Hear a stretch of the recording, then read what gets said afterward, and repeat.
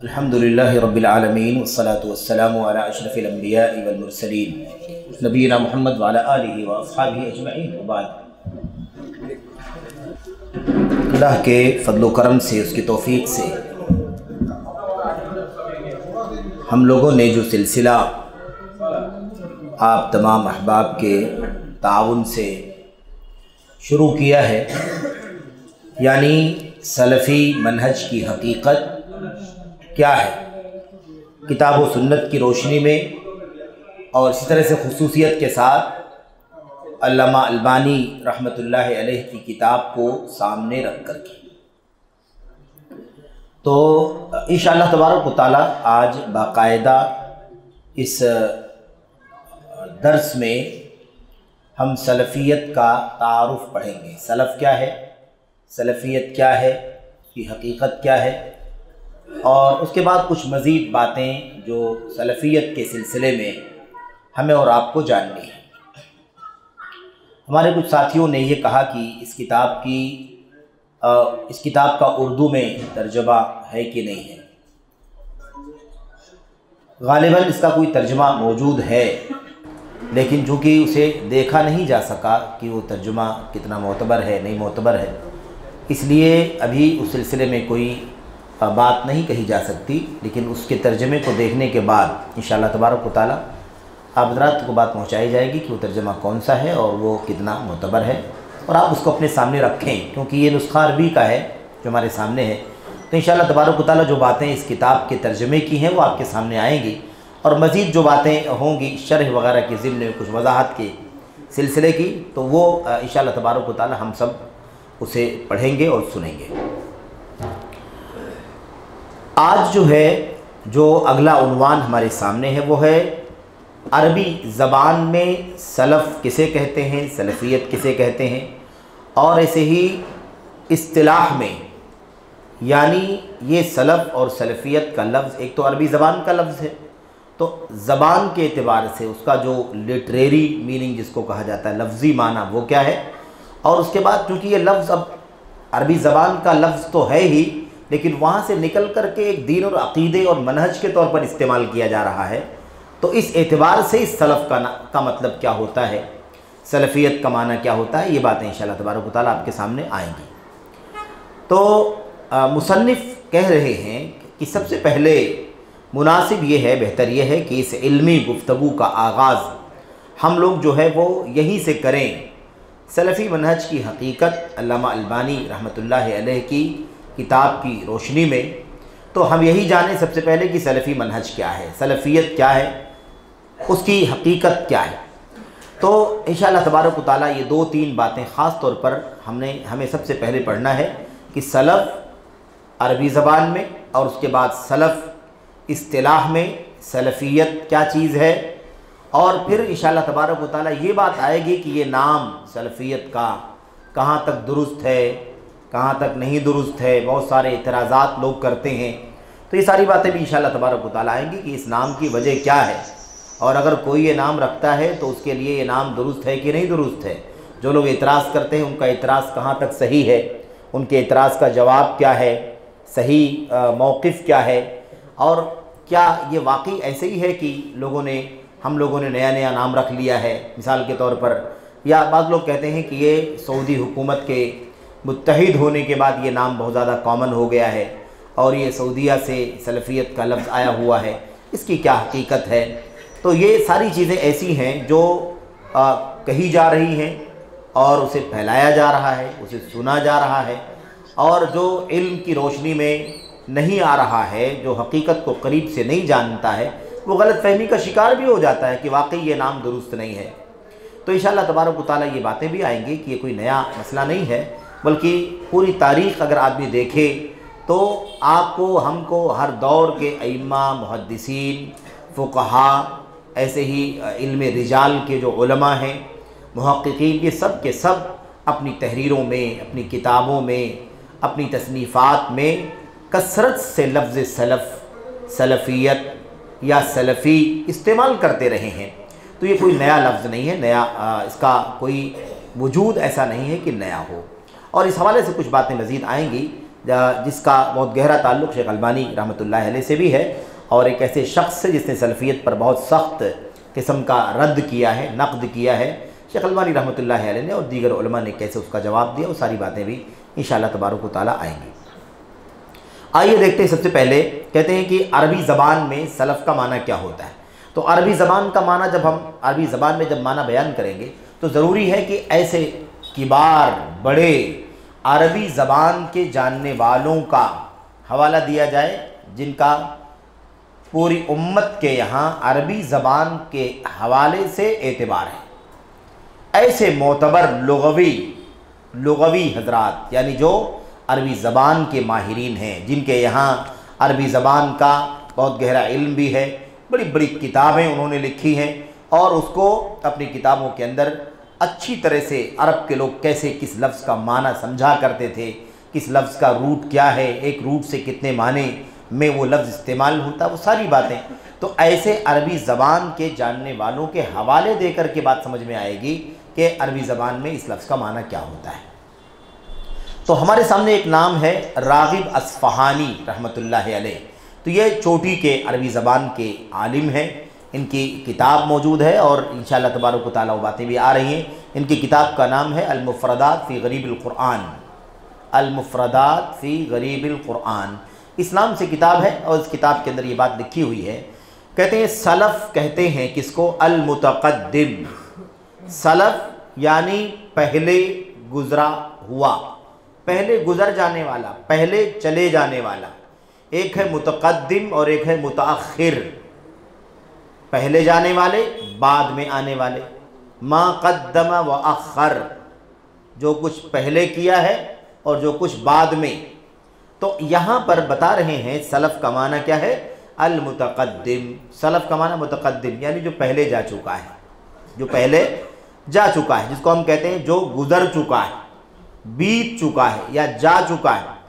قرآن کریم کی آیت کریمہ کا ذکر کر رہے ہیں کہ دیکھو یہ لفظ قرآن کریم میں استعمال ہوا ہے، یعنی اس روٹ کا لفظ قرآن کریم میں استعمال ہوا ہے، اور یہی امانت ہے کہ کسی بھی لفظ کا اصطلاحی معنی بعد میں اس کا لغوی معنی عربی زبان میں اس کا معنی پہلے، کیونکہ اصل تو زبان کا لفظ ہے، اس زبان میں اس کا معنی کیا سمجھا جاتا ہے، پھر وہاں سے نکل کر کے شریعت کی اصطلاح میں اس کا معنی کیا ہوتا ہے۔ اس کی ایک مثال ہے، جیسے ہم لوگ نماز کہتے ہیں اردو میں، اس کو عربی زبان میں الصلاۃ کہا گیا۔ قرآن کریم کے اندر صلی، یصلی، یصلون، تصلون، نماز پڑھنا ہم لوگ کہتے ہیں۔ اصل میں اب سلف عربی زبان کے اندر صلاۃ کے معنی نماز کے نہیں ہوتے، عربی زبان میں صلاۃ کے معنی نماز کے نہیں ہوتے۔ نماز جس کو ہم کہتے ہیں اس کے اندر تکبیر تحریمہ ہے، قیام ہے، رکوع ہے، سجدہ ہے، قومہ ہے، تشہد ہے، اور ساری دعائیں ہیں۔ تو اب یہ پوری کیفیت جو ہے اس کو صلاۃ ہم کہتے ہیں، اپنی زبان میں اس کو نماز کہتے ہیں۔ یہ بھی ایک مسئلہ ہے کہ ہمیں چاہیے، ہماری کوشش یہ ہونی چاہیے کہ ہم شریعت کے الفاظ کو انہی الفاظ کے ساتھ یاد کریں، اس کا ترجمہ نہ کریں۔ ہم سمجھ لیں کہ صلاۃ کا معنی کیا ہوتا ہے، اسے ادا کیسے کرنا ہے، اس کے احکام کیا ہیں، اس کی شروط کیا ہیں، یہ سب جانیں، لیکن بہتر یہی ہے کہ صلاۃ کو صلاۃ کہا جائے۔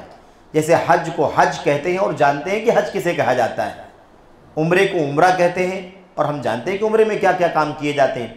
ایسے ہی ہم نماز کو نماز کہنے کے بجائے صلاۃ ہی کہیں اور ہم جانیں کہ اس میں کیا کیا جاتا ہے۔ ایسے ہی ہم لوگ روزہ کہتے ہیں، اس کی جگہ پر صوم کی جگہ پر روزہ کہتے ہیں۔ تو صوم کا جو معنی ہے وہ ٹھیک ہے، ہم نے جان لیا کہ صوم کا معنی کیا ہے۔ اب ہمارے لیے بہتر اور اولا اور افضل یہی ہے کہ ہم صوم کو صوم ہی کہیں۔ اس کا فائدہ یہ ہوگا کہ جو اس کے ترجمے میں اس کا پورا حق نہیں ادا ہوتا ہے، ہم اس سے بچ جائیں گے۔ ظاہر سی بات ہے کہ اب نماز ہم کہتے ہیں اور عربی میں صلاۃ کہا جاتا ہے، تو صلاۃ جس پوری چیز کو کہا جاتا ہے اس کی ترجمانی نماز کے لفظ سے نہیں ہوتی ہے، یعنی صرف نماز کہنے سے اس کا پورا حق ادا نہیں ہوتا ہے۔ یہ اور بات ہے کہ ہم اس کو بولتے ہیں، سمجھتے ہیں تو جانتے ہیں کسی کام کو نماز کہا جاتا ہے، لیکن جو معنی عربی زبان میں الصلاۃ کا ہے اصطلاح میں، شریعت کی اصطلاح میں، وہ ترجمانی نماز کے لفظ سے نہیں ہوتی۔ ایسے ہی صوم، روزہ، اب ہم روزہ کہتے ہیں، صوم کسے؟ صبح صادق سے لے کر کے غروب آفتاب تک کھانے سے، پینے سے، شہوتوں سے، حلال شہوتوں سے بھی، اور حرام تو ہمیشہ ہی حرام ہے، ان تمام چیزوں سے بچنے کا نام ہے کہ نہیں؟ اب اس کے سارے احکام، اس کے اندر افطار کے احکام شامل ہیں، اس کے اندر سحری کے احکام شامل ہیں، اس کے اندر دعائیں شامل ہیں، اس کے اندر فضائل شامل، اس پوری چیز کا نام صوم ہے۔ تو اب روزہ والا جو لفظ ہے نا، وہ کبھی بھی صوم کی ترجمانی نہیں کر سکتا ہے، اس لیے اولا اور بہتر یہ ہے کہ ہم جو ہے وہ اسی لفظ کو استعمال کریں۔ دوسری خرابی کیا ہے؟ دوسری خرابی یہ ہے کہ یہ جو الفاظ عربی زبان کے علاوہ والے الفاظ ہیں، اردو کے الفاظ مثال کے طور پر یا انگریزی کے الفاظ ہیں، تو اب ان الفاظ کو دوسرے لوگ بھی استعمال کرتے ہیں، دوسرے لوگ بھی استعمال کرتے ہیں، تو دوسرے لوگ دوسرے معنی میں استعمال کریں گے اس کو، تو خلط ملط ہوگا، ہم کچھ اور معنی لیتے ہیں، وہ لوگ کچھ اور معنی لیتے ہیں، تو ایسا نہ ہو کہ کسی کو شبہ ہو جائے کہ یہ معنی ہے ہمارے یہاں کی یہ معنی ہے۔ تو اس سے بچنے کے لیے بھی ہمارے لیے بہتر کیا ہے کہ ہم عبادت کے الفاظ کو انہی الفاظ کے ساتھ یاد کریں، اور اس میں کوئی بھی پیچیدگی نہیں ہے۔ آپ دیکھیں کہ دین اسلام کے 5 ارکان میں سے کلمہ توحید کے بعد یا کلمہ طیبہ بھی آپ دیکھیں، ہم لوگ کلمہ طیبہ بولتے ہیں نا، عربی زبان کا ہے، اور ہم جانتے ہیں اس کے معنی کیا ہوتے ہیں۔ شہادتین کہتے ہیں، ہم جانتے ہیں اس کا معنی کیا ہے۔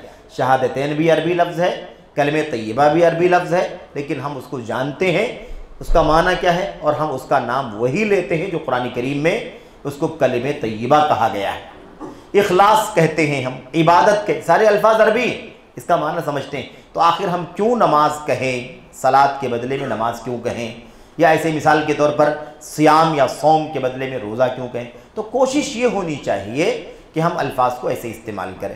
ہم حج کا استعمال کرتے ہیں، ہم عمرے کا لفظ استعمال کرتے ہیں، عربی زبان کے یہ شریعت کے اندر یہ الفاظ ایسے استعمال ہوتے ہیں۔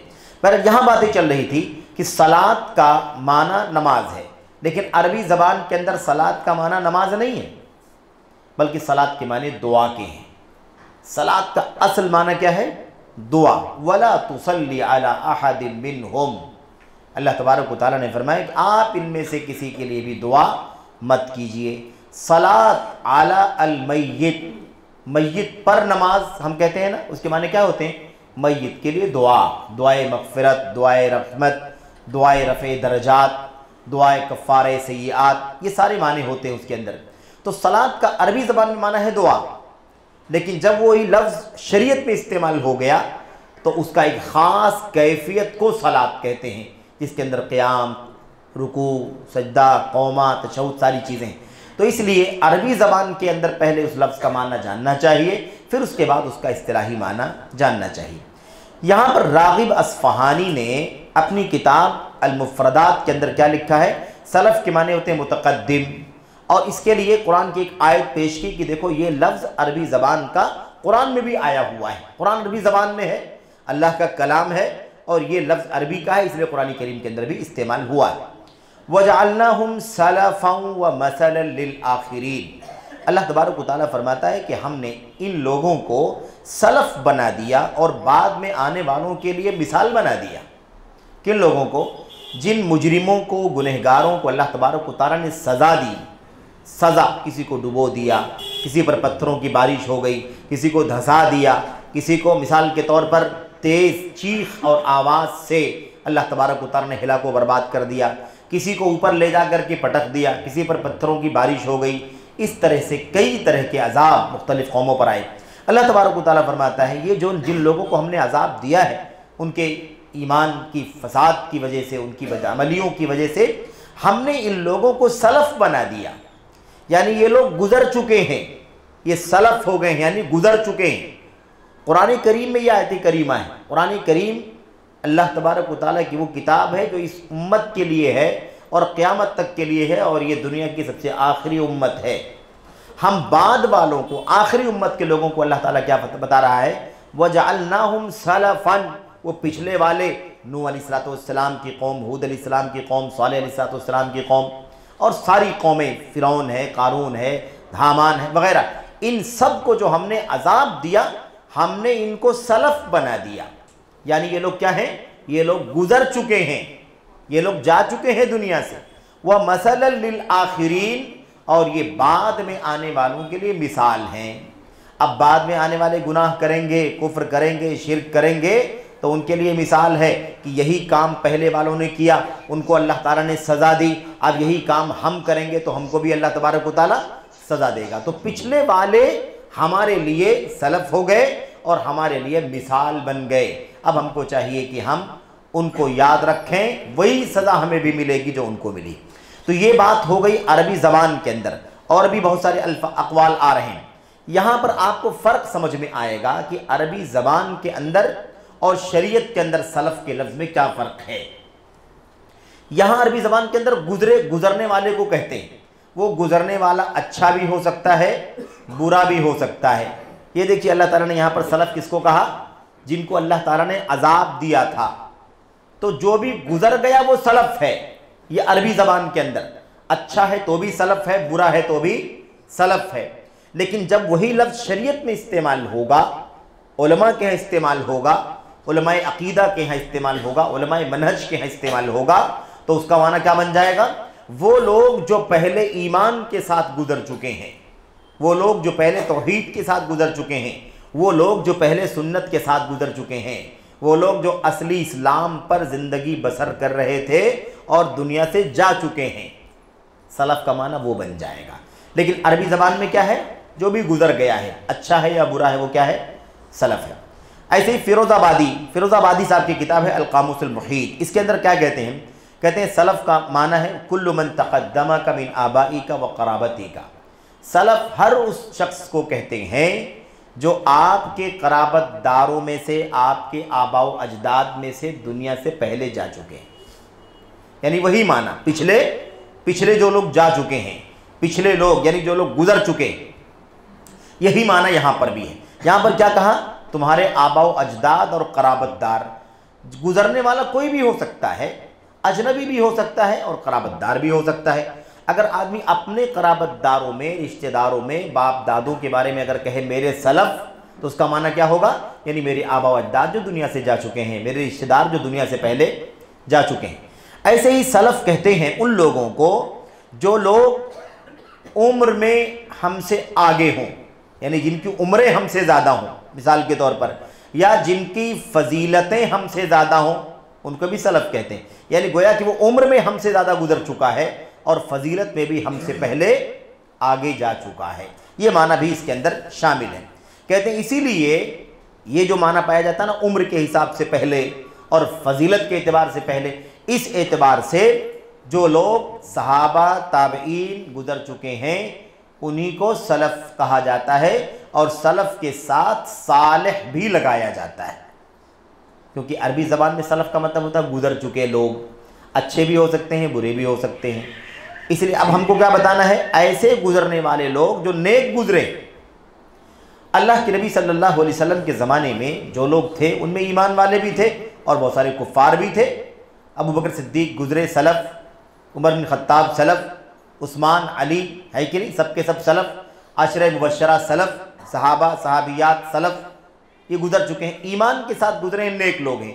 ظاہر سی بات ہے کہ اسی دور میں ابو جہل بھی تھا، ابو لہب بھی تھا، امیہ بھی تھا، سارے لوگ تھے کہ نہیں تھے، یہ بھی گزر چکے ہیں۔ لیکن عربک لٹریچر کے حساب سے تو سب سلف ہیں، لیکن اسلام کے اعتبار سے، عقیدے کے اعتبار سے اور دین کے اعتبار سے ابو جہل، ابو لہب سلف نہیں ہیں، بلکہ ابو بکر صدیق، عمر، عثمان، علی اور طلحہ، زبیر، عشرہ مبشرہ، صحابہ، تابعین، صحابیات، یہ سب کون ہیں؟ یہ سب سلف۔ اسی لیے فرق کرنے کے لیے سلف کے ساتھ صالح کا لفظ بھی لگایا جاتا تھا، تاکہ پتہ چل جائے کہ گزرنے والے جو نیک ہیں وہ ہمارے سلف، گزرنے والے جو برے ہیں، بے ایمان ہیں، بدعمل ہیں، ایسے لوگ ہمارے سلف نہیں ہیں۔ تو یہ بات بتائی جا رہی ہے۔ تو اسی لیے صحابہ اور تابعین کو سلف کہا جاتا ہے، کیونکہ وہ ہم سے پہلے عمر میں بھی جا چکے ہیں اور ہم سے پہلے فضیلت کا مقام بھی حاصل کر چکے ہیں۔ اس کے بعد خلاصہ کیا ہو گیا؟ خلاصہ یہ ہو گیا کہ جو لوگ پہلے گزرے ہیں انہی کو سلف کہا جاتا ہے۔ یہاں پر امام بخاری رحمۃ اللہ علیہ کے حوالے سے اور ایسے دیگر محدثین کے حوالے سے چند باتیں ذکر کر رہے ہیں تاکہ یہ بات واضح ہو جائے کہ سلف کا معنی کیا ہے۔ امام بخاری رحمۃ اللہ علیہ نے اپنی کتاب صحیح بخاری کے اندر الجامع الصحیح کے اندر ایک باب قائم کیا ہے، الرکوب علی الدابۃ الصعبہ، یہ باب ہے یعنی چیپٹر قائم کیا ہوا ہے، ایسے جانور پر سواری کرنا جو سخت ہو، یعنی کیا مطلب، آسانی سے سواری نہ کرنے دیتا ہو، یا مثال کے طور پر ایسے گھوڑوں پر سواری کرنا جو فحول ہوں، فحول کا مطلب ہوتا ہے جو نر ہوں، نر مادہ نہیں بلکہ نر ہوں۔ ایسے ہی یہ باب قائم کرنے کے بعد راشد بن سعد کے بارے میں کہتے ہیں کہ راشد بن سعد کہا کرتے تھے کان السلف یستحبون الفحول لانها اجرا واجسر۔ سلف کا معنی بتا رہے ہیں کہ یہ دیکھو راشد بن سعد کہتے تھے۔ امام بخاری کی وفات کب ہوئی ہے؟ 256 ہجری میں، 256 ہجری میں امام بخاری کی وفات ہو گئی۔ امام بخاری رحمۃ اللہ علیہ اپنی کتاب میں لکھتے ہیں، تو 256 سے پہلے کی بات ہوگی کہ نہیں ہوگی؟ 100% یہ بات کب کی ہے؟ 256 سے پہلے کی۔ اب 10 سال بھی پہلے ہو سکتی ہے، 5 سال پہلے بھی ہو سکتی ہے، 20 سال پہلے بھی ہو سکتی ہے۔ بہرحال امام بخاری نے 256 سے پہلے یہ قول نقل کیا ہے، کس کا؟ راشد بن سعد کا۔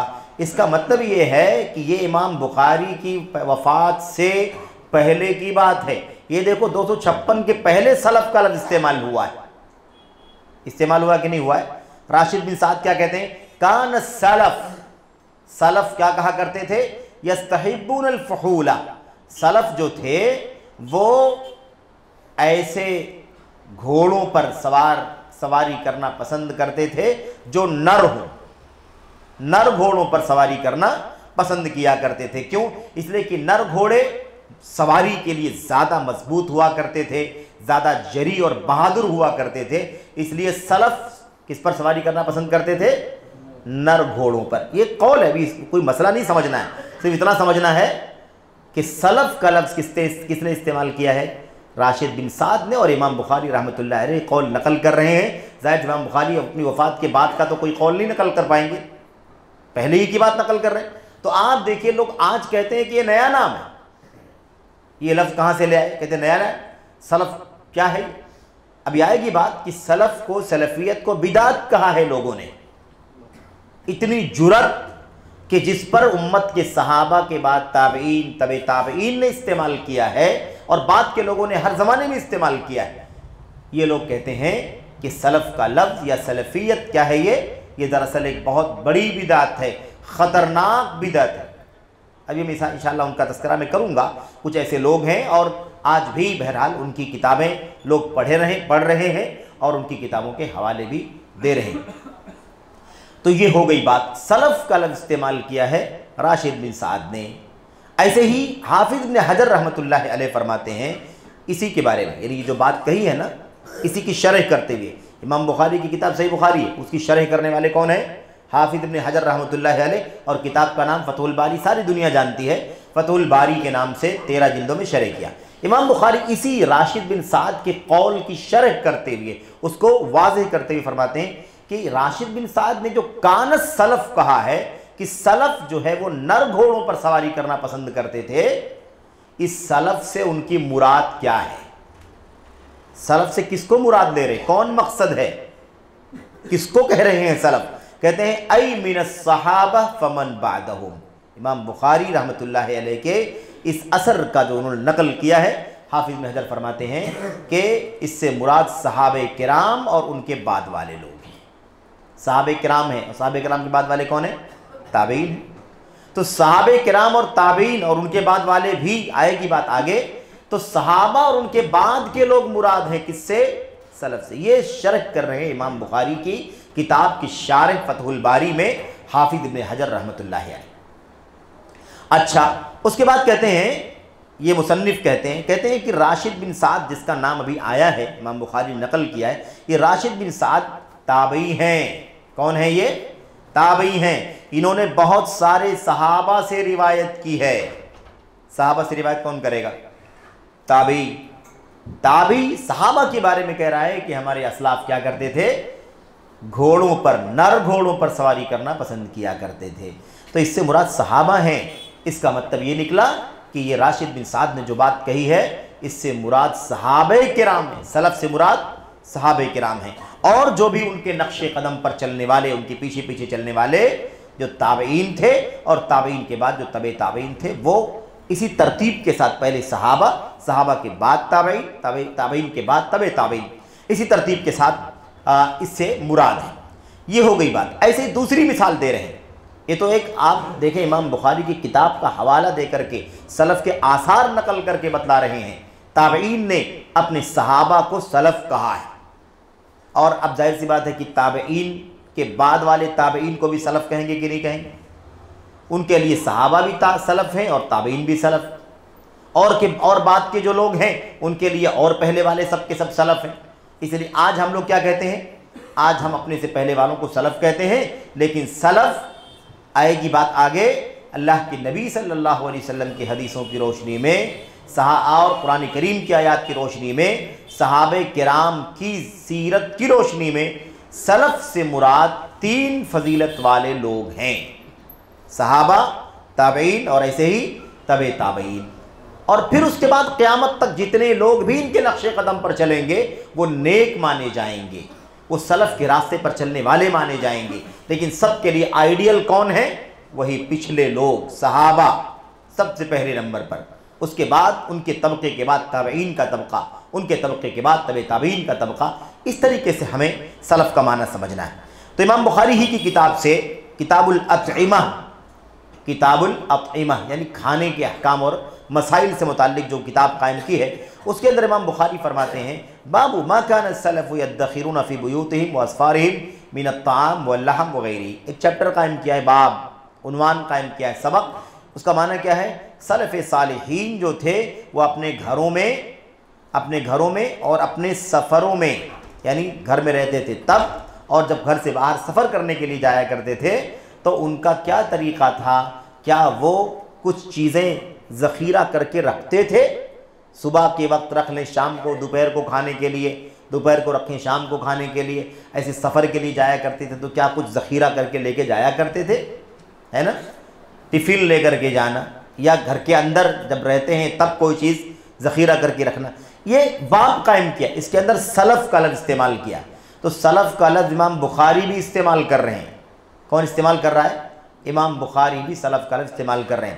اس کے بعد کہتے ہیں کہ جب بھی سلف کا لفظ استعمال کیا جائے تو معلوم کیا پڑتا ہے کہ لوگوں نے اپنے سے پہلے والوں کو مراد لیا ہے۔ تابعین نے صحابہ کو مراد لیا، تابعین سے پہلے جو تبع تابعین کا طبقہ ہے انہوں نے تابعین کو اور تبع تابعین کو اور صحابہ کو مراد لیا، اور جو ان کے بعد والے لوگ ہیں انہوں نے صحابہ کو بھی، تابعین کو بھی اور تبع تابعین کو بھی مراد لیا ہے۔ تو یہ 3 طبقے انہی کا ذکر آیا ہوا ہے۔ اس کے بعد یہاں پر مزید کچھ باتیں واضح کرنے کے لیے قاضی عیاض رحمۃ اللہ علیہ کا تذکرہ کر رہے ہیں۔ قاضی عیاض رحمۃ اللہ علیہ کی کتاب ہے اکمال المعلم، یہ شرح حدیث کی شرح ہے یہ کتاب۔ اس کتاب کے 8ویں جلد صفحہ نمبر 553 میں کہتے ہیں کہ ایک بات کہہ رہے ہیں قاضی عیاض۔ وہ بات کیا ہے؟ کہتے ہیں کہ سلف کے درمیان، بین سلف کے درمیان کہتے ہیں کہ علم کی باتیں لکھی جائیں یا نہ لکھی جائیں اس بارے میں سلف کے درمیان اختلاف ہے، یعنی صحابہ اور تابعین کے درمیان اختلاف ہے۔ قاضی عیاض نے ایک مسئلے کے بارے میں سلف کا حوالہ دیا کہ سلف کا اس مسئلے میں اختلاف ہے۔ میں تھوڑی سی وضاحت کر دوں تاکہ یہ کنفیوژن کا سبب نہ بنے کہ علم لکھنے کے بارے میں دیکھیں، قرآن کریم اتر رہا تھا جب نبی کریم صلی اللہ علیہ وسلم پر قرآن کریم اتر رہا تھا، اور ساتھ ساتھ ان آیات کی وضاحت کرنے کے لیے نبی کریم صلی اللہ علیہ وسلم کی آپ کی حدیثیں، آپ کے اقوال بھی آپ کہا کرتے تھے۔ تو اب مسئلہ یہ تھا کہ صحابہ قرآن کریم کی آیتیں بھی لکھتے تھے، اور اگر اسی کے ساتھ ساتھ اللہ کے نبی کی حدیثیں جو منہ سے سنتے ہیں وہ بھی اگر ساتھ ساتھ میں لکھ لیا کریں تو یہ شبہ ہو جائے گا، مکس ہو جائے گا، آپس میں خلط ملط ہو جائے گا، پتہ نہیں چلے گا کبھی کبھی کہ قرآن کی آیت ہے جو اللہ کی طرف سے اتری ہے یا اللہ کے نبی کی زبان سے نکلی ہوئی آپ کی سنت اور آپ کی حدیث ہے۔ اسی لیے شروع میں حدیثوں کے لکھنے کے بارے میں توقف تھا جب تک یہ ڈاؤٹ تھا، شبہ تھا کہ قرآن کی آیتیں اللہ کے نبی کی حدیثیں مکس نہ ہو جائیں۔ جب تک یہ شبہ تھا تب تک اس سے احتراز کیا گیا، لیکن جب یہ شبہ ختم ہو گیا، یہ شبہ کیا ہو گیا؟ ختم ہو گیا، تو پھر اس کے بعد لکھا جانے لگا، کیونکہ قرآن کریم کو تو لکھ کر کے الگ کر دیا گیا کتاب کی شکل میں، صحیفے کی شکل میں۔ اب کہاں مکس ہونے کا مسئلہ ہے، اب شبہ کا مسئلہ ختم ہو گیا۔ تو اسی لیے اس وقت صحابہ کرام کے زمانے میں، تابعین کے زمانے میں کچھ اختلاف تھا کہ علم جو ہے اسے لکھا جائے یا نہ لکھا جائے، یعنی اللہ کے نبی کی حدیثیں اور اللہ کے نبی کی حدیثوں کے بعد امت کے صحابہ تابعین کی اقوال، ان کے فرمودات، امت کے علماء کے فتاوے، کیونکہ حدیثوں کے ساتھ کہیں مکس نہ ہو جائے، گڑبڑ نہ ہو جائے۔ تو شروع میں اختلاف تھا، اسی بات کو بیان کر رہے ہیں۔ تو کیا کہہ رہے ہیں؟ بین السلف، سلف کا استعمال کر رہے ہیں کہ سلف کے درمیان، اور کون ہے سلف؟ صحابہ اور تابعین، ان کے درمیان اختلاف تھا۔ گویا کہ قاضی عیاض یہ بتانا چاہتے ہیں کہ سلف سے مراد دو طبقے کے لوگ ہیں، صحابہ اور تابعین۔ تو قاضی عیاض دو طبقے کا نام لے رہے ہیں، اس کے اندر تبع تابعین کا ذکر نہیں آیا ہے، آگے اور دلیلیں آ رہی ہیں، اس سے پتہ چل رہا ہے کہ ان دونوں طبقوں کے علاوہ تیسرا طبقہ بھی ہے تبع تابعین کا، اور یہ بالترتیب ہے، اصل صحابہ، ان کے بعد پھر ان کے بعد تابعین، پھر ان کے بعد تبع تابعین، ترتیب کے ساتھ۔ خیر، اس کے بعد کہتے ہیں امام نووی کے حوالے سے، امام نووی رحمۃ اللہ علیہ، امام نووی کی کتاب ریاض الصالحین کو بہت ہی زیادہ ماشاءاللہ پڑھا جاتا ہے، مسجدوں کے اندر اس کی شرح کی جاتی ہے، عام طور پر مسجدوں میں، اپنی مسجدوں میں، بمبئی شہر کی مسجدوں میں عام طور پر آپ دیکھیں گے کہ ریاض الصالحین کا ترجمہ اردو میں رکھا ہوا ہوتا ہے، اور نماز کے بعد جو ہے وہ امام یا جو بھی ہوتا ہے وہ اس کی آیت، اس کی حدیثوں کو پڑھ کر کے اس کا ترجمہ بتا دیتا ہے۔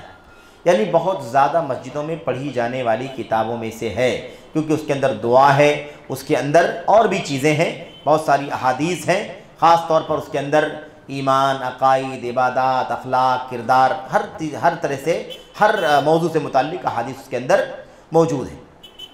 خیر، یہ امام نووی کی کتاب ہے۔ امام نووی کی ایک بہت مشہور کتاب صرف دعاؤں کے سلسلے میں، جس کا نام الاذکار ہے۔ الاذکار کے اندر امام نووی کہتے ہیں کہ یہ جملہ بتانا ہے، صرف یہ بات، عبارت، تکنا جماعات من افاضل السلف الامہ من الصحابہ والتابعین فمن بعدهم بابی فلانہ۔ کہتے ہیں امام نووی کب کے ہیں؟ امام نووی رحمۃ اللہ علیہ 7ویں صدی ہجری کے عالم ہیں، 676 اگر میں بھول نہیں رہا ہوں تو 7ویں صدی ہجری کے یہ عالم ہیں۔ امام نووی کہتے ہیں کہ سلف امت، صحابہ اور تابعین میں بہت سارے لوگوں نے اپنی کنیت ابو فلانہ کہہ کر کے لکھی ہے۔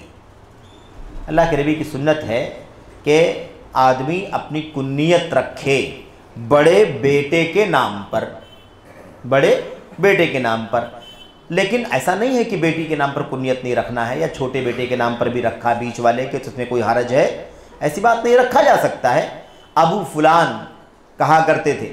لیکن یہ کہتے ہیں کہ بہت سارے صحابہ اور تابعین جو سلف ہیں، ان لوگوں نے ابو فلانہ کی کنیت رکھی ہے، یعنی ایسی بات نہیں کہ صرف بیٹوں کے نام پر کنیت رہے گی، بہت سارے سلف یعنی صحابہ اور تابعین نے اپنی کنیت بیٹی کے نام سے رکھی ہے۔ تو یہاں بتانا کیا ہے کہ دیکھو امام نووی نے بھی یہ لفظ استعمال کیا ہے، 7ویں صدی ہجری میں سلف کا لفظ استعمال کیا، اور اس سے مراد کون ہے؟ اس سے مراد صحابہ اور تابعین ہے۔ یہ ہو گئی بات۔ اچھا، ایسے تو بہت ساری باتیں ہیں، اگر ہم لوگ ساری باتیں اگر ہم پڑھیں گے تو بات بہت زیادہ لمبی ہو جائے گی۔ اسی بات کو ثابت کرتے ہوئے امام نووی نے اور بھی کچھ باتیں یہاں پر کی ہیں، جس کا بھی خلاصہ یہی ہے کہ سلف سے مراد صحابہ اور تابعین ہیں، اور سلف کا لفظ استعمال کیا ہے، سلف کا لفظ استعمال کیا ہے۔ خلاصہ یہی ہے کہ جب بھی سلف کہا جائے، جب بھی سلف کا لفظ استعمال کیا جائے، چاہے کوئی زبان سے استعمال کرے یا کتابوں کے اندر سلف کا لفظ استعمال ہوا ہو، تو اس سے مراد صحابہ ہیں، اس سے مراد تابعین ہیں، اس سے مراد تبع تابعین ہیں۔ یہ 3 طبقے کے لوگ ہیں جن کا ذکر نبی کریم صلی اللہ علیہ وسلم کے اندر کی حدیث کے اندر موجود ہے۔ آپ نے فرمایا تھا مشہور روایت سے بخاری وغیرہ کی، خیر الناس قرنی ثم الذین یلونہم ثم الذین یلونہم، قرن سب سے بہتر لوگ میرے قرن کے ہیں، پھر ان کے بعد جو ان سے لگے ہوئے ہیں، پھر ان کے بعد جو ان سے لگے ہوئے ہیں، یعنی اس کے بعد جو آئیں، ثم الذین یلونہم، پھر وہ لوگ جو ان سے لگے ہوئے ہیں۔ آئی بات سمجھ میں نا؟ یعنی میرے زمانے کے لوگ، پھر اس کے بعد سیکنڈ نمبر پر اس کے بعد والے زمانے کے لوگ، پھر اس کے بعد تیسرے نمبر پر اس کے بعد والے زمانے کے لوگ۔ یہ ایک چھوٹی سی بات آپ کے سامنے عرض کرنی ہے، لیکن اس معنی میں یہ اہم ہے، بنیادی ہے کہ اس سے بہت سارے شبہات لوگوں نے پیدا کیے۔ قرن، قرن کے معنی کیا ہوتے ہیں؟ قرن کے معنی زمانے کے ہوتے ہیں۔ ہم لوگ کہتے ہیں قرن، سب سے بہتر زمانے کے لوگ میرے زمانے والے ہیں۔ اب کچھ لوگوں نے قرن کے معنی میں مطلب کچھ الگ سمجھانے کی کوشش کی۔ انہوں نے کہا کہ قرن کا معنی زمانہ نہیں ہے، بلکہ قرن سے مراد صحابہ جتنے زمانے تک رہے اتنا قرن ہے، تابعین جتنے زمانے تک رہے اتنا قرن ہے، تبع تابعین جتنے زمانے تک رہے اتنا کیا ہے؟ ایک قرن ہے۔ یہ تو بہت اچھی بات ہے اور یہی حدیث کا معنی ہے، وہی اس حدیث کا معنی ہے۔ بعض لوگوں نے 100 سال مراد لیا۔ قرن کا معنی کتنا لیا؟ 100 سال۔ اب 100 سال مراد لیں گے تو کتنے سال ہو جائیں گے؟ 3 قرن میں 300 سال ہو جائیں گے۔ اور اگر 70 سال کی عمر اگر ایوریج ملی ہو تو کتنی نسلیں مان جائیں گی اس کے اندر؟ سلف کے اندر 4-5 ہو جائیں گے کہ نہیں ہو جائیں گے؟ جی ہاں، تو یہ بہت بڑا شبہ ہے، یہ ذہن سے نکال دینا ضروری ہے۔ کوئی سمجھائے تو سمجھانا ضروری ہے کہ اس سے مراد 100 سال نہیں ہے، کیونکہ اللہ کے نبی نے کیا فرمایا؟ سب سے بہتر زمانہ میرا زمانہ ہے۔ تو کیا اللہ کے نبی علیہ الصلوۃ والسلام کا زمانہ 100 سال کا ہے؟ نہیں، تو 100 سال مراد ہی نہیں لے سکتے۔ تو اگر 100 سال سمجھیں گے، قرن کا مطلب 100 سال، تو 300 سال ہو جائیں گے۔ اور اگر 70 سال 63 سال کی عمر اللہ کے نبی علیہ الصلوۃ والسلام کی تھی، 63 سال ابوبکر صدیق کی، عمر بن خطاب کی، اگر اللہ کے نبی کی حدیث کو سامنے رکھا جائے جس میں اللہ کے نبی نے فرمایا تھا کہ میری امت کے لوگوں کی عمریں 60 اور 70 سال کے بیچ میں ہیں، تو ایوریج 65 سال بنے گا کہ نہیں بنے گا؟ تو 65 سال کے حساب سے اگر آپ 300 سال میں ڈیوائڈ کریں گے تو کئی ہو جائے گا کہ نہیں ہو جائے گا؟ پھر وہ 3 باقی نہیں بچے گا، صحابہ، تابعین، تبع تابعین نہیں باقی بچے گا، پھر اگلا والا بھی آئے گا اس کے اندر، اس کے بعد والا بھی کچھ آ جائے گا اس کے اندر۔ اور یہی وہ دور ہیں بعد والے جو فتنوں سے بھرے ہوئے ہیں، جس کے اندر ضعیف روایات، موضوعات، خوارج، معتزلہ، جہمیہ ہے نا، یہ سب کے سب اسی دور میں آپ کو ملیں گے۔ تو یہ غلطی نہیں کوئی کرے کہ اس سے مراد 100 سال لے، اس سے مراد وہ زمانہ، صحابہ کا دور، اللہ کے نبی کا دور، صحابہ کا دور، تابعین کا دور، بس اتنی سی بات۔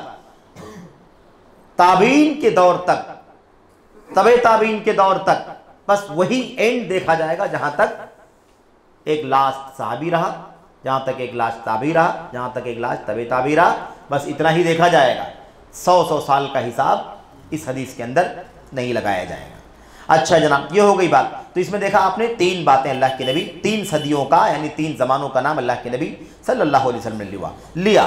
ایسے ہی دوسری حدیث میں اللہ کے نبی صلی اللہ علیہ وسلم سے پوچھا گیا تھا، آپ سے پوچھا گیا تھا، ای الناس خیر، سب سے بہتر لوگ کون ہیں؟ سب سے بہتر لوگ کون ہیں؟ تو اللہ کے نبی نے فرمایا تھا، انا ومن معی، میں اور جو میرے ساتھ ہیں، میں اور جو میرے ساتھ ہیں۔ یہاں بھی ایک چھوٹا سا بڑا اہم نقطہ آپ ذہن میں رکھیں، تھوڑا سا اس مسئلے کو سمجھیں۔ میں اور جو میرے ساتھ ہیں، اللہ کے نبی صلی اللہ علیہ وسلم اور آپ کے ساتھی، یعنی گویا کہ یہ دونوں ایک ہی ہے، دونوں زمانہ کیا ہے؟ ایک ہے۔ نبی کریم صلی اللہ علیہ وسلم کے سے لے کر کے صحابہ کرام تک یہ پورا زمانہ ایک ہے، یعنی یہ نہیں بانٹنا ہے جب تک نبی کریم صلی اللہ علیہ وسلم رہے تب تک آپ کی وفات تک ایک زمانہ، اور آپ کی وفات کے بعد جب تک آخری صحابی رہا ایک زمانہ، ایسے نہیں، بلکہ نبی کریم صلی اللہ علیہ وسلم اور آپ کے ساتھی، آپ کے ساتھی صرف صحابہ کرام ہی ساتھی بننے کا حقدار، ان کے بعد کوئی ساتھی نہیں ہے آپ کا۔ تو آپ صلی اللہ علیہ وسلم کی اس حدیث کے اندر واضح ہے، غلط فہمی نہیں ہو سکتی، صاف کہا اللہ کے نبی نے، میں اور میرے ساتھ والے، سب سے بہتر کون ہے؟ میں ہوں اور میرے ساتھ والے۔ ثم الذین علی الاثر، پھر وہ لوگ جو ان کے نشان پر آئے، ان کے بعد آئے. اثر کہتے ہیں نشان قدم کو. ہم آگے آگے چلتے جائیں، جو پیچھے نشان بنتا ہے اسی کو اثر کہتے ہیں. تو ثم الذین علی الاثر، جو لوگ اس کے بعد نشان پر ہیں، یعنی آگے والے کے نشان پر جو پیچھے والے ہیں، تو صحابہ کے پیچھے والے تابعین ہیں.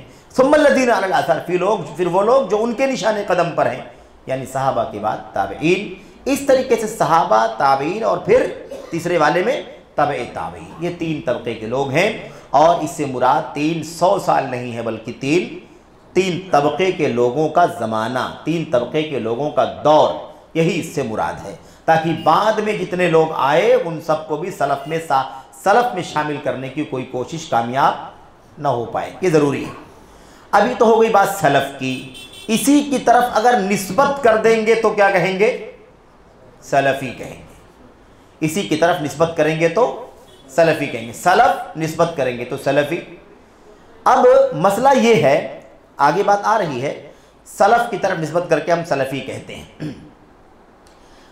تو سلف صحابہ، تابعین، تبع تابعین، اللہ کے نبی، صحابہ، تابعین اور تبع تابعین، یہ سلف. ان کی طرف نسبت کریں گے تو ان کے والے، اللہ کے نبی صلی اللہ علیہ وسلم اور آپ کے صحابہ والے، آپ کے صحابہ کے ساتھی تابعین والے، آپ کے صحابہ کے ساتھی تابعین کے ساتھی تبع تابعین کے لوگ، یعنی تبع تابعین والے. یہ معنی ہوگا اس کا، کیونکہ ہم نسبت کر رہے ہیں ان تینوں زمانوں کی طرف.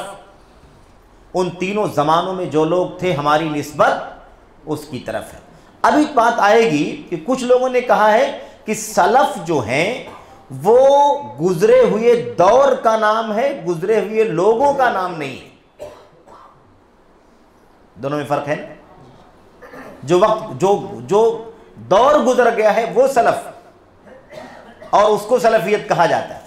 دور میں جو لوگ گزرے ہیں ان کو سلفیت نہیں کہا جاتا ہے. اس کے اندر بہت بڑا شبہ چھپا ہوا ہے، اور ابھی وہ اگلے والے چیپٹر میں واضح ہوگا. شاید ہم وہاں تک پہنچ پائیں یا نہیں. اگر پہنچ پائیں گے تو آج بات ہوگی، ورنہ اگلی ملاقات میں بات ہوگی.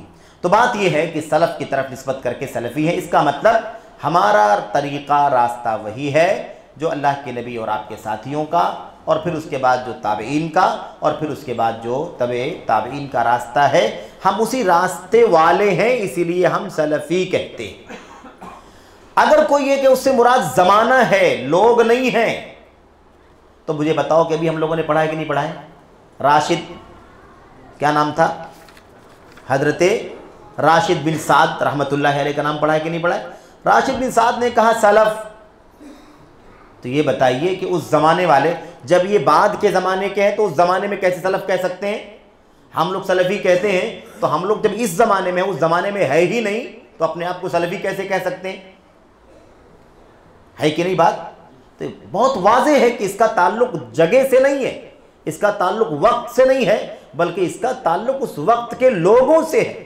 کیونکہ گزرے ہوئے لوگ، جتنی باتیں ہم لوگوں نے پڑھی ہے، چاہے المفردات کے حوالے سے پڑھا ہو، ہے نا، اور چاہے مثال کی تو القامۃ المحیط کے وسیلے واقع کے واسطے سے پڑھا ہو، یعنی جو عربی زبان کے علماء جن کا تذکرہ گزرا ہے، ان میں سے کسی نے کہا کہ سلف کا مطلب پچھلا زمانہ ہے.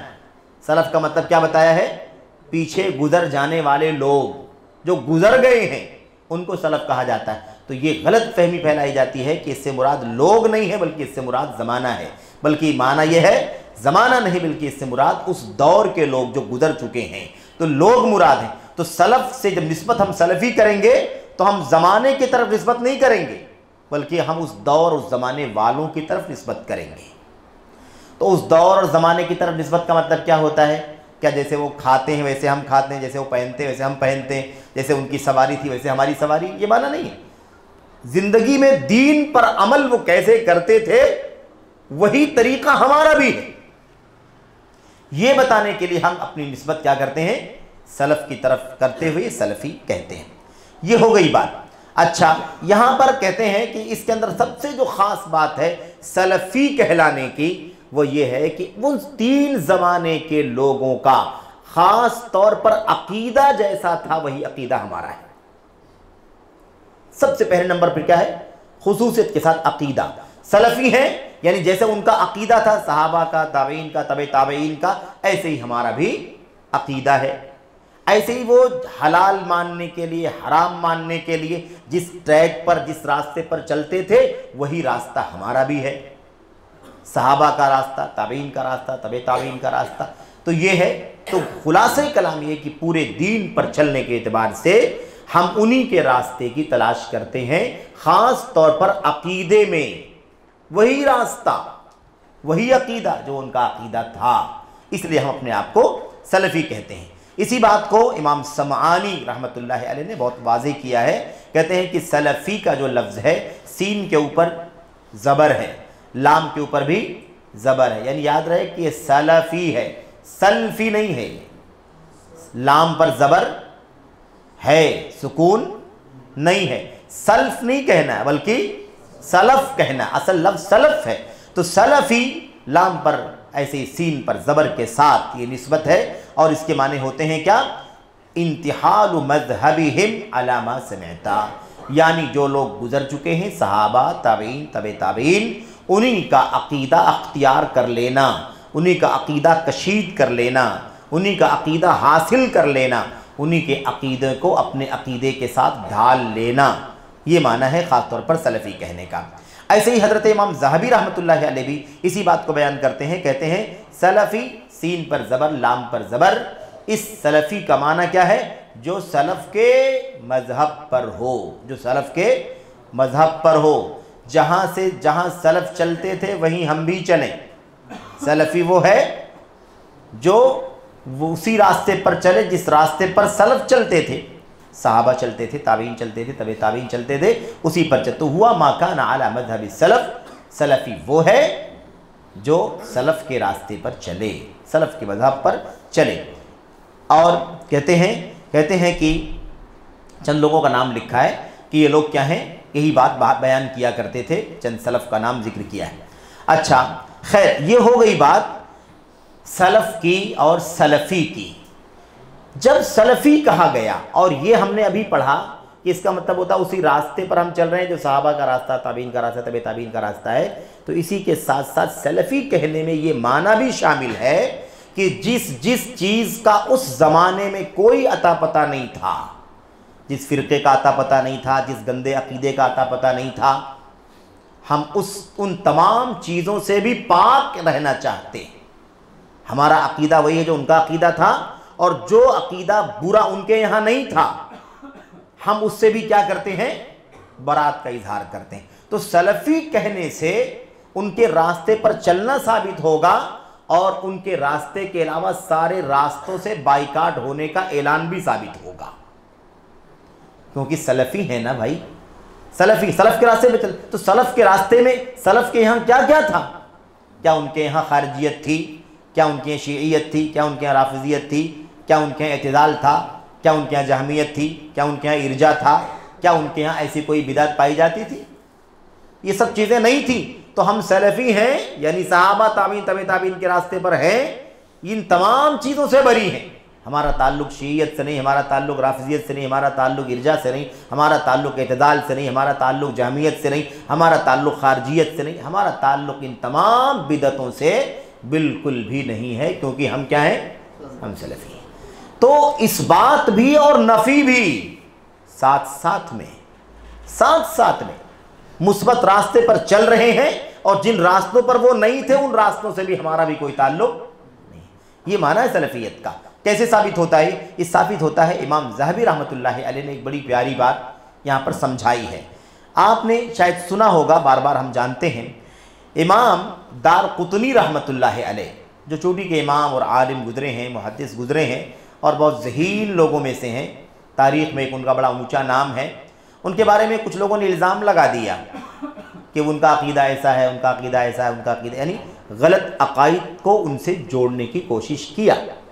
امام ذہبی رحمۃ اللہ علیہ نے اپنی کتاب میں جو 25 جلدوں میں ہے، اس میں ہزاروں لوگوں کی زندگی لکھی، ہزاروں لوگوں کی زندگی انہوں نے اپنی کتاب کے اندر نوٹ کی. سیر و اعلام النبلاء، اعلیٰ قسم کے لوگوں کی زندگیاں، ان کی سیرتیں، 25 جلدوں میں کتابیں، 2 جلدوں میں خالی فہرست ہے اس کی. اس کتاب کے اندر وہ امام دارقطنی کے بارے میں کیا کہتے ہیں؟ امام دارقطنی کے بارے میں کہتے ہیں لم يدخل الرجل ابدا فی علم الکلام ولا الجدال ولا خاض ذلك بل كان سلفیا۔ امام دارقطنی کون تھے؟ امام دارقطنی کے بارے میں کہتے ہیں یہ آدمی کبھی بھی علم کلام میں داخل نہیں ہوا۔ علم کلام کیا ہے؟ علم کلام ہے عقل پرستی، اپنی لاجک، اپنی دانشوری، اپنی ذہانت، فطانت کہ بہت میں ذہین فتین آدمی ہوں اور جو چیز میں سمجھتا ہوں وہی صحیح ہے، جو نہیں سمجھتا وہ صحیح نہیں ہے۔ تو کہتے ہیں کہ کبھی بھی علم کلام میں داخل نہیں ہوا، ولا الجدال، اور نہ ہٹ دھرمی والے کام نے کبھی کیا انہوں نے۔ یعنی کیا مطلب؟ دلیل آ گئی، اب اس کو ماننے کے بجائے کیا کرنا؟ حجت کرنا، بیجا حجت کرنا، باطل حجت کرنا، یہ کیا ہے؟ یہ جدال ہے۔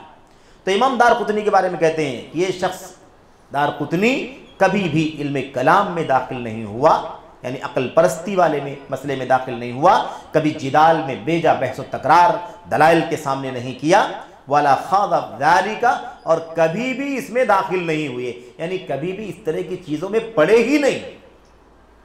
بل کان سلفیا، بلکہ کون تھے وہ؟ سلفی۔ دونوں چیز آگے کی نہیں آگے؟ سلفی تھے، اس کا مطلب یہ سب کام کبھی بھی نہیں کیا۔ تو یہ لازم ملزوم ہے ایک دم۔ اسی حوالے سے ایک بات آگے آئے گی کہ سلفی کہنا کہلوانا الگ چیز ہے، دعویٰ کرنا الگ چیز ہے، اور صحیح معنوں میں سلفیت کی راہ پر چلنا الگ چیز ہے۔ تو اسی کو سلفی کہلانے کا حق ہے جو واقعی سلف کی راہ پر چلتا ہو۔ آج عقل پرستی قرآن کے سامنے اپنی عقل، سنت کے سامنے اپنی عقل لاتا ہو، اور جو سمجھ میں آئے اسے مانتا ہو، جو سمجھ میں نہ آئے ٹھکرا دیتا ہو، معجزات میں بھی اپنی عقل کو داخل کرتا ہو، جو سمجھ میں آئے مانے، جو سمجھ میں آئے نہ مانے، اور اپنے آپ کو سلفی بھی کہے، اپنے آپ کو صحابہ کے راستے پر بھی کہے، اپنے آپ کو تابعین کے راستے پر بھی کہے، تبع تابعین کے راستے پر بھی کہے، تو یہ دعویٰ جھوٹا ہوگا کہ نہیں ہوگا؟ یہ دعویٰ 100% جھوٹا ہوگا۔ یہ سلفیت کا دعویٰ جھوٹا ہے، سچائی سے اس کا کوئی تعلق نہیں ہے۔ پر یہ ہو گئی بات سلف اور سلفیت کا، سلف اور سلفی کا معنی۔ یہاں پر ایک چھوٹی سی بات اور ہے، اتنی سی بات کہہ کر کے بات ختم کر لیتے ہیں، اور پھر بقیہ تفصیلات انشاءاللہ تبارک و تعالیٰ آئے گی آگے اگلی ملاقاتوں میں انشاءاللہ تبارک و تعالیٰ۔ وہ یہ ہے کہ سلفیت راستہ ہے یا کسی خاص ٹولی کا نام ہے؟ سلفیت، اب تو ضرورت نہیں پریشانی کی، کوئی بات بھی نہیں، ہم بار بار سنے ہوئے ہیں، اور آج ہم نے اعادہ بھی آپ کے سامنے کر دیا، سلف کا معنی، سلفیت کا معنی، سلفی کسے کہتے ہیں۔ تو اب سلفیت جو ہے یہ کیا راستہ ہے، منہج ہے، یا سلفیت کسی جماعت کا نام، کسی ٹکڑے کا نام ہے؟ یہ بہت اہم چیز ہے۔ اب ذہن میں عجیب و غریب باتیں آ رہی ہوں گی کہ ہم لوگ جو اہل حدیث ہیں اور جماعت اہل حدیث جو ہے وہ اپنے آپ کو سلفی کہتی ہے، تو سلفیت تو جماعت ہے، تو کیا واقعی جماعت ہے یا یہ راستہ ہے؟ یہ ایک سوال ہے جس کا جواب ہمیں سمجھنا ہے۔ سلفیت کسی ایک خاص جماعت یا فرقے کا ٹکڑے کا نام نہیں ہے جو دیگر ناموں کی طرح ایک نام سلفیت کا اپنے ساتھ لگا لے۔ ایسی کوئی جماعت، کوئی فرقہ نہیں ہے یہ، بلکہ دراصل یہ ایک راستہ ہے جو نبی کا، آپ کے صحابہ کا راستہ تھا، اور آپ کے تابعین، صحابہ کے بعد تابعین کا، اور ان کے بعد تبع تابعین کا راستہ تھا۔ اسی منہج کا نام سلفیت ہے، اس پر جو چلے وہ سلفی ہے، اس پر جو چلے وہ سلفی ہے۔ وہ ایک بھی ہو سکتا ہے، دو بھی ہو سکتا ہے، 10 بھی ہو سکتا ہے، ہزاروں ہو سکتے ہیں، اکٹھا ہو سکتے ہیں، الگ الگ ہو سکتے ہیں، ملک ہندوستان میں بکھرے ہوئے ہو سکتے ہیں، دنیا کے کونے کونے میں بکھرے ہوئے ہو سکتے ہیں، جو جہاں جہاں رہ کر کے اس راستے پر چل رہا ہوگا وہ سلفی ہوگا۔ سمجھ رہے ہیں نا؟ اسی لیے ایسا نہیں ہے کہ کوئی ایک جماعت، ایک فرقہ، ایک دھڑا ہے، اور اس کا ہر جماعت فرقے کا، دھڑے کا ایک نام ہوتا ہے، تو یہ بھی ایک دھڑا ہے، اس نے بھی اپنا نام سلفی رکھ لیا ہے۔ ایک راستہ ہے سلفیت کا، اس پر چلے گا تو سلفی کہلائے گا، نام رکھنے سے کوئی سلفی نہیں ہوگا۔ تو یہ بات علامہ البانی رحمۃ اللہ علیہ نے اپنی پوری زندگی اور اپنی ساری کتابوں میں، ساری تحریروں میں، تخریجات میں، تحقیقات میں، تصنیفات میں، محاضروں میں، لیکچرز میں، فتاووں میں اسی بات کو امت کے سامنے پیش کرتے رہے کہ اگر اس بات کو نہیں سمجھے تو سلفیت بھی ایک فرقے کی شکل اختیار کر جائے گی. اور اس کے بعد جیسے کہ آج بہت سارے لوگ سلفی ہونے کا دعویٰ کر بیٹھتے ہیں لیکن سلفیت کی راہ پر نہیں رہتے، تو ان کے ذہن میں یہی ہے کہ ایک جماعت کا نام ہے، میں بھی اپنے نام کے ساتھ سلفی جوڑ لوں گا تو میں بھی اسی جماعت میں شامل ہو جاؤں گا. تو پراپر ایک کوئی جماعت ہو، کوئی فرقہ ہو، اس کا نام سلفی ہو، ایسی کوئی بات نہیں ہے، بلکہ دراصل ایک راستہ ہے کتاب کا، سنت کا، صحابہ، تابعین، تبع تابعین کا. اس راستے پر جو جہاں رہ کر کے چلے گا وہ سلفی کہلائے گا، وہ سلفی کہلائے. اس لیے ہم اکٹھا رہ کر کے ایک بھیڑ کی شکل میں رہ کر کے سلفی نہیں ہیں، بلکہ دنیا میں جہاں بھی ہیں، 1 2 10 کم زیادہ، وہ جہاں بھی ہیں وہ کیا ہیں؟ وہ سلفی ہیں. تو اسی لیے یہ جو سلفی کہلاتے ہیں نا، سلفی جو کہلاتے ہیں وہ ایک جماعت اور دھڑے کے طور پر نہیں کہلاتے ہیں. ہم اس لیے سلفی کہلاتے ہیں کیونکہ ہم اس راستے پر چل رہے ہیں جس راستے پر صلی اللہ کے نبی، آپ کے صحابہ، تابعین، تبع تابعین چلتے رہے صلی اللہ علیہ وسلم و رضی اللہ عنہ. تو یہ اصل میں ہمیں سمجھنے کی ضرورت ہے. اس بات کو بہت تفصیل سے شیخ البانی رحمۃ اللہ علیہ آگے بیان کریں گے، اور میں انشاءاللہ تبارک و تعالیٰ اگلی مجلس میں وہ باتیں بھی آپ کے سامنے پیش کروں گا کہ سلفیت کے خلاف کیا کیا کیا جا رہا ہے، کیا کیا کیا گیا ہے. لوگوں نے مستقل بڑی بڑی کتابیں لکھی ہیں اور اس کے اندر سلفیت کے خلاف بہت کچھ زہر افشانی کی گئی ہے، اور اس کا بھی بہرحال الحمدللہ امت کے وہ علماء جو واقعی اسی راہ پر سلف کے چلنے والے ہیں، انہوں نے خوب جائزہ لیا ہے اس کا. اس میں بڑا نام شیخ البانی رحمۃ اللہ علیہ کا ہے، علامہ عبد المحسن بن حمد العباد رحمۃ اللہ حافظہ اللہ کا ہے، ایسے شیخ صالح بن فوزان بن عبداللہ الفوزان حافظہ اللہ کا ہے. ایسے اور بھی بڑی تعداد ہیں، 3 تو معروف ہیں، اور بھی بہت سارے علماء ہیں جنہوں نے ایسے لوگوں پر نقد کیا ہے. ایک شخص ترکیہ کا ہے، کرد جس کو کہا جاتا ہے، کردی الاصل، پھر وہاں سے نکل کر کے اپنے باپ دادوں کے ساتھ میں وہ دمشق منتقل ہو گیا، اور اس شخص کا نام ہے محمد سعید رمضان بوتان نام کی جگہ تھی، اور اسی نسبت سے اس کو بوتی کہا جاتا ہے. یہ شخص جو ہے یہ سلفیت کا بہت ہی کھلا دشمن. اس نے کتابیں لکھی باقاعدہ سلفیت کی رد میں کتابیں لکھی. ایسے تو بہت ساری کتابیں لکھی اس آدمی نے، اور یہ عقیدے میں جہمی تھا، اور جو لوگ بھی مسلک سے اپنے آپ کو الگ کرتے ہیں کہ ہم کسی مسلک کو پکڑ کر کے نہیں بیٹھیں گے، ایسے تمام لوگوں کو وہ لا مذہب کہتا تھا. تو یہ بھی آپ دیکھیں کہ یہ لا مذہب جو آج ہمارے ملکوں میں بھی بہت سارے ہمارے بھائی کہتے ہیں لا مذہب، تو یہ مطلب عرب دنیا کے اندر بھی اس طرح کے افکار موجود ہیں. تو کتابیں اس کی 30-40 سے زیادہ کتابیں لکھی اس آدمی نے، لیکن اس کی 2 کتابیں سب سے زیادہ خطرناک اور سنگین ہیں. اس میں سے ایک کتاب ہے جس کا نام ہے السلفیت مرحلۃ زمنیۃ مبارکۃ ولیست مذہبا اسلامیا. وہ کہتا ہے سلفیت جو ہے نا، جو سلفی الحمدللہ کہہ رہے ہیں سلفیت یہ ایک مبارک زمانے کا نام ہے. ایک کیا ہے؟ ایک مبارک زمانے کا نام ہے، ایک مبارک زمانے کے مبارک پیریڈ کا نام ہے. کوئی اسلامی راستہ نہیں ہے، یہ کوئی اسلامی راستہ، کوئی اسلامی منہج نہیں ہے، بلکہ کیا ہے؟ ایک مبارک زمانے کا نام ہے. وہ یہ بات آئی نا اس سے پہلے شیخ البانی کیا کہہ رہے ہیں کہ سلفیت کسی دور کا نام نہیں ہے، بلکہ سلفیت اس پرانے دور میں جو زندہ رہے ہیں ان کو سلف کہا جاتا ہے. ان کے راستے پر چلنے کا نام کیا ہے؟ سلفیت ہے. تو اسی بات کو منواتا ہے، کہتا ہے کہ سلفیت کوئی منہج تھوڑی نہ ہے. سلفیت دراصل ایک مبارک زمانہ گزرا ہے، اللہ کے نبی کے زمانہ، صحابہ کا زمانہ، تابعین کا زمانہ، تبع تابعین کا زمانہ، مبارک زمانہ تھا، اچھا زمانہ تھا، اسی کو سلفیت کہا جاتا ہے. سلفیت یہ کوئی منہج نہیں ہے، سلفیت کوئی راستہ نہیں ہے. اس طرح سے بہرحال وہ باتیں کہتا ہے. اس کے بعد دوسری کتاب ہے اس کا نام ہے اللامذہبیہ. کہتا ہے اللامذہبیۃ بدعۃ، لامذہبیت ایک ایسی بدعت ہے تہدد، جو خطرہ بنی ہوئی ہے. اور لامذہبیت کس کو کہتا ہے؟ وہ سلفیت کو لامذہبیت کہتا ہے. کہتا ہے کہ یہ العالم الاسلامی، پوری دنیا کو، عالم اسلام کے لیے اخطر بدعۃ، بدترین خطرناک قسم کی بدعت ہے۔ اور اسی کتاب کے ایک چیپٹر کے اندر وہ اندر جا کر کے لکھتا ہے التمذہب بالسلف، سلفیت کی راہ اختیار کرنا یہ بدترین قسم کی بدعت ہے، اس کی کوئی حقیقت نہیں ہے، اور کہتا ہے کہ سلف بھی اس کو پسند نہیں کرتے تھے۔ آپ بتائیے کہ سلف بھی پسند نہیں کرتے تھے، کیسے ایسا ہو سکتا ہے؟ اس کی کیا حقیقت ہے؟ ہمارے سامنے پوری تاریخ ہے سلف کی، اور جگہ جگہ سلف کا تذکرہ موجود ہے، سب اپنے آپ کو سلف سے جوڑا کرتے تھے، ان کے راستوں پر چلا کرتے تھے، اور یہ شخص کہتا ہے کہ سلفیت کی راہ اختیار کرنا یہ ایسی بدعت ہے جس کو خود سلف کے لوگ بھی پسند نہیں کرتے تھے۔